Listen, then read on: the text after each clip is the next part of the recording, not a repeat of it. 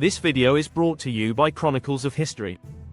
spartaCUS, Origins and Legacy. spartaCUS, gladiator, freedom fighter, terror of the Roman Republic, and leader of the most successful slave revolt in Roman history.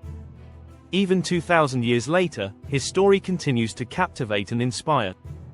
Early life. Our knowledge of spartaCUS comes from historians writing centuries after the Third Servile War. Unfortunately, no contemporary accounts from spartaCUS or his followers survive, leaving much of his life shrouded in mystery. spartaCUS was likely born around 111 BCE in Thrace, a region encompassing parts of modern-day Bulgaria, Greece, and Turkey. He may have belonged to the nomadic Metis tribe, and some speculate he was of royal lineage, as several Thracian kings bore the name Spartacus. As a young man, Spartacus joined the Roman army, possibly as a mercenary, since his lack of Roman citizenship barred him from becoming a legionary. Here, he honed his skills in warfare and leadership. However, disillusioned by the harsh discipline, he deserted and turned to banditry to survive.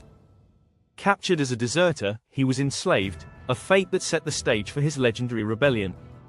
From slave to gladiator, Spartacus was sold to Batiatus, the owner of a gladiator school in Capua, near Naples. Tall, muscular, and skilled in combat, Spartacus was a valuable acquisition.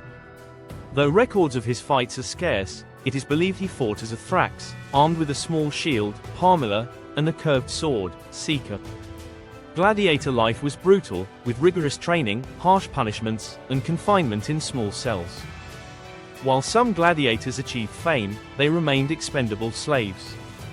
During his time in the school, Spartacus befriended two fellow gladiators, the Gauls Crixus and Oenomaus, who would later become his trusted lieutenants. The Great Escape. In 73 BCE, Spartacus and 78 comrades staged a daring escape. Arming themselves with kitchen tools, they fought their way past guards and fled into the countryside near Naples.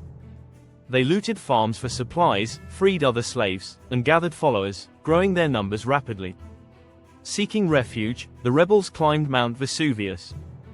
Despite their initial success, they knew the Roman army would soon pursue them. Rome dispatched Gaius Claudius Glaber with 3,000 soldiers, but his overconfidence and poor tactics led to disaster.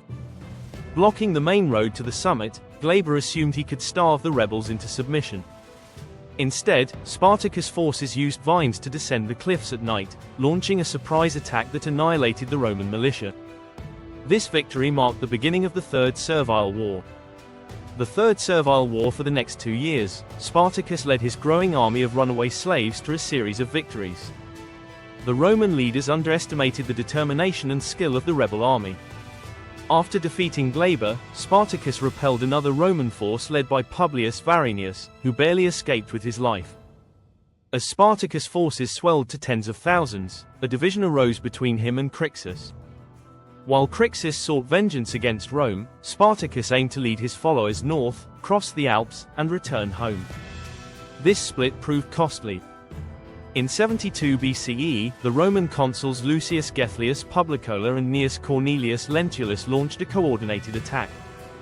Publicola crushed Crixus's contingent of 30,000 men near Mount Gargano, leaving two-thirds dead, including Crixus himself. Enraged, Spartacus avenged his fallen ally by defeating both Roman armies in separate battles. Crassus and the final stand. Rome finally took the threat seriously and appointed Marcus Licinius Crassus to command the campaign. Ambitious and eager for military glory, Crassus instilled fear in his troops through brutal discipline, including decimation, killing 1 in 10 soldiers for past failures. Meanwhile, Spartacus abandoned his plan to cross the Alps and retreated south, hoping to reach Sicily. He attempted to negotiate with pirates to transport his forces across the Strait of Messina, but the pirates betrayed him, taking his payment and disappearing. Crassus cornered Spartacus in the Rhegium Peninsula, constructing an immense 37-mile-long system of trenches and walls.